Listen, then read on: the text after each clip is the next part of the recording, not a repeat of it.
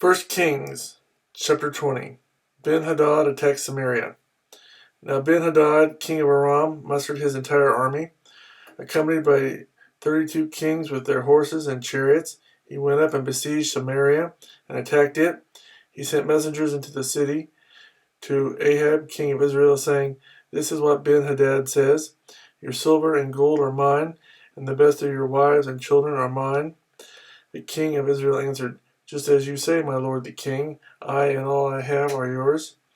The messengers came again and said, "This is what Ben-Hadad says, I sent to demand your silver and gold, your wives and your children, but about this time tomorrow I am going to send my officials to search your palace and the houses of your officials. They will seize everything you value and carry it away." The king of Israel summoned all the elders of the land and said to them, "See how this man is looking for trouble. When he sent for my wives and my children, my silver and my gold, I did not refuse him." The elders and the people all answered, "Don't listen to him or agree to his demands." So he replied to Ben-Hadad's messengers, "Tell my lord the king, your servant will do all you demanded the first time, but this time I cannot meet." They left and took the answer back to Ben-Hadad. Then Ben-Hadad sent another message to Ahab, "May the gods deal with me, be it ever so severely, if enough dust remains in Samaria to give each of my men a handful." The king of Israel answered, "Tell him, one who puts on his armor should not boast, like one who takes it off." Ben-Hadad heard this message while he and the kings were drinking in their tents, and he ordered his men, "Prepare to attack." So they prepared to attack the city. Ahab defeats Ben-Hadad. Meanwhile, a prophet came to Ahab, king of Israel, and announced, "This is what the Lord says. Do you see this vast army? I will give it into your hand today, and then you will know that I am the Lord." "But who will do this?" asked Ahab. The prophet replied, "This is what the Lord says. The young officers of the provincial commanders will do it." "And who will start the battle?" he asked. The prophet answered, "You will." So Ahab summoned the young officers of the provincial commanders, 232 men. Then he assembled the rest of the Israelites, 7,000 in all. They set out at noon, while Ben-Hadad and the 32 kings allied with him were in their tents getting drunk. The young officers of the provincial commanders went out first. Now Ben-Hadad had dispatched scouts who reported, "Men are advancing from Samaria."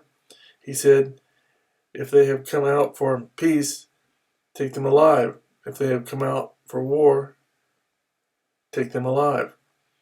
The young officers of the provincial commanders marched out of the city with the army behind them, and each one struck down his opponent. At that, the Arameans fled, with the Israelites in pursuit. But Ben-Hadad, king of Aram, escaped on horseback with some of his horsemen. The king of Israel advanced and overpowered the horses and chariots and inflicted heavy losses on the Arameans. Afterward, the prophet came to the king of Israel and said, "Strengthen your position and see what must be done, because next spring the king of Aram will attack you again." Meanwhile, the officials of the king of Aram advised him, "Their gods are gods of the hills. That is why they were too strong for us. But if we fight them on the plains, surely we will be stronger than they. Do this: remove all the kings from their commands and replace them with other officers. You must also raise an army like the one you lost, horse for horse and chariot for chariot, so we can fight Israel on the plains. Then surely we will be stronger than they." He agreed with them and acted accordingly. The next spring, Ben-Hadad mustered the Arameans and went up to Aphek to fight against Israel. When the Israelites were also mustered and given provisions, they marched out to meet them.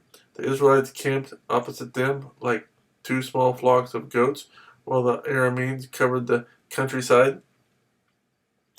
The man of God came up and told the king of Israel, "This is what the Lord says. Because the Arameans think the Lord is a God of the hills and not a God of the valleys, I will deliver this vast army into your hands, and you will know that I am the Lord. For 7 days they camped opposite each other, and on the seventh day the battle was joined. The Israelites inflicted 100,000 casualties on the Arameans' foot soldiers in one day. The rest of them escaped to the city of Aphek, where the wall collapsed on 27,000 of them, and Ben-Hadad fled to the city and hid in an inner room. His officials said to him, "Look, we have heard that the kings of the house of Israel are merciful. Let us go to the king of Israel with sackcloth around our waists and ropes around our heads. Perhaps he will spare your life." Wearing sackcloth around their waists and ropes around their heads, they went to the king of Israel and said, "Your servant Ben-Hadad says, 'Please let me live.'" The king answered, "Is he still alive? He is my brother." The men took this as a good sign and were quick to pick up his word. "Yes, your brother Ben-Hadad," they said. "Go and get him," the king said. When Ben-Hadad came out, Ahab had him come up into his chariot. "I will return the cities my father took from your father," Ben-Hadad offered. "You may set up your own market areas in Damascus as my father did in Samaria." Ahab said, "On the basis of a treaty, I will set you free." So he made a treaty with him and let him go. A prophet condemns Ahab. By the word of the Lord, one of the sons of the prophets said to his companion, "Strike me with your weapon." But the man refused. So the prophet said, "Because you have not obeyed the Lord, as soon as you leave me, a lion will kill you." And after the man went away, a lion found him and killed him. The prophet found another man and said, "Strike me, please." So the man struck him and wounded him. Then the prophet went and stood by the road waiting for the king. He disguised himself with his head bent down over his eyes. As the king passed by, the prophet called out to him, "Your servant went into the thick of the battle, and someone came to me with a captive and said, 'Guard this man. If he is missing, it will be your life for his life, or you must pay a talent of silver.' While your servant was busy here and there, the man disappeared." "That is your sentence," the king of Israel said. "You have pronounced it yourself." Then the prophet quickly removed the headband from his eyes, and the king of Israel recognized him as one of the prophets. He said to the king, "This is what the Lord says. You have set free a man I had determined should die. Therefore it is your life for his life, your people for his people." Sullen and angry, the king of Israel went to his palace in Samaria.